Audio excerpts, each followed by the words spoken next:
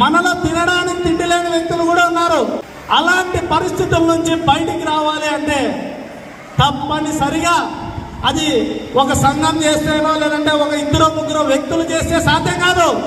ప్రభుత్వం ద్వారా మనకు కూడా సాయం అందాలి.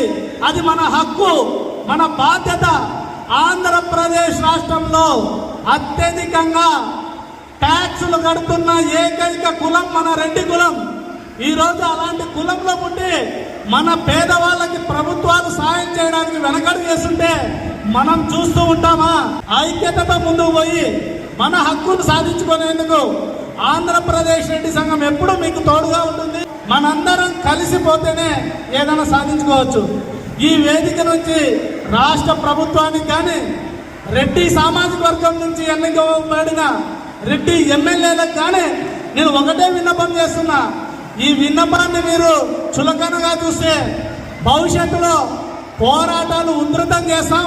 కాబట్టి ప్రభుత్వం కానీ రెడ్డి ఎమ్మెల్యేలు కానీ ఒకవేళ మీరు ప్రభుత్వాన్ని ఒప్పించి రేపు నెల 15వ తేదీ లోపల రెడ్డి కార్పొరేషన్కి పాలక మండలి ఏర్పాటు చేయలేకపోతే తప్పనిసరిగా పోరాటాలకు సిద్ధంగా ఉంటాం.